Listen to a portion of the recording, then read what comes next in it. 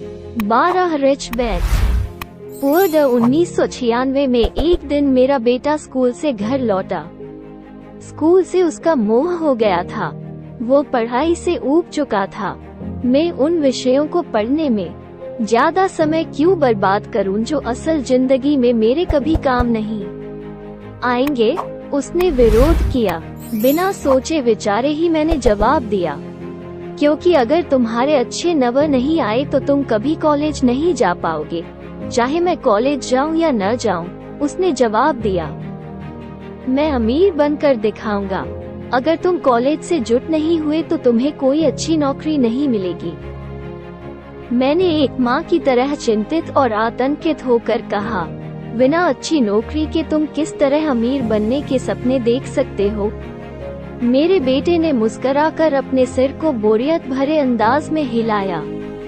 हम ये चर्चा पहले भी कई बार कर चुके थे। उसने अपने सिर को झुकाया और अपनी आंखें घुमाने लगा। मेरी समझदारी भरी सलाह एक बार फिर उसके कानों से भीतर नहीं गई थी। हालांकि वो स्मार्ट और प्रबल इच्छाशक्ति वाला युवक था, परंतु वो नम्र और शालीन भी था। मम्मी, उसने बोलना शुरू किया और भाषण सुनने की बारी अब मेरी थी। समय के साथ चलिए, अपने चारों तरफ देखिए। सबसे अमीर लोग अपनी शिक्षा के कारण इतने अमीर नहीं बने हैं। माइकल जॉर्डन और मैडोना को देखिए, यहाँ तक कि बीच में ही हार्वर्ड छोड़ देने वाले बिल गेट्स ने माइक्रोसॉफ्ट कायम किया। आज वे अमेरिका के सबसे अमीर व्यक्ति हैं और अभी उनकी उम्र भी 30 से 40 के बीच ही है। और उस बेसबॉल पिचर के बारे में तो आपने सुना ही होगा, जो हर साल $40 लाख से ज्यादा कमाता है, जबकि उस पर दिमागी तौर पर कमजोर होने का लेबल लगा हुआ है। हम दोनों काफी समय तक चुप रहे। अब मुझे ये समझ में आने लगा था कि मैं अपने बच्चे को वही सलाह दे रही थी जो मेरे माता पिता ने मुझे दी थी। हमारे चारों तरफ की दुनिया बदल रही थी, परंतु हमारी सलाह नहीं बदली थी। अच्छी शिक्षा और अच्छे ग्रेड हासिल करना अब सफलता की गारंटी नहीं रह गए थे, और हमारे बच्चों के अलावा ये बात किसी की समझ में नहीं आई थी। मम्मी, उसने आगे कहा, मैं डैडी और आपकी तरह कड़ी मेहनत नहीं करना चाहता। आपको काफी पैसा मिलता है और हम एक शानदार मकान।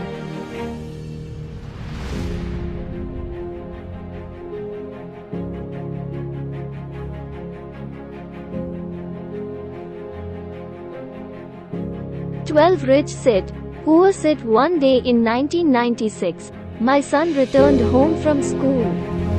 He was infatuated with the school. He was tired of studying. Why should I waste more time in studying those subjects which will never be of any use to me in real life?" He objected. Without thinking, I replied, because if you don't have good husbands, you'll never go to college. Whether I go to college or not, he replied, I'll pretend to be rich. If you don't make it through college, you won't have a good job. Milegi, I said, worried and terrified like a mother. Veena, how can you dream of becoming rich with a good job? My son smiled and shook his head in boredom. We've had this discussion many times before. He bowed his head and rolled his eyes. My wise advice once again did not fall into his ears. Although he was a smart and strong-willed young man, he was polite too. Mummy, he began, and it was my turn to listen. Get on with the times. Look around you. The richest people didn't become so rich because of their education. Look at Michael Jordan and Madonna. Even Bill Gates, who dropped out of Harvard midway, founded Microsoft.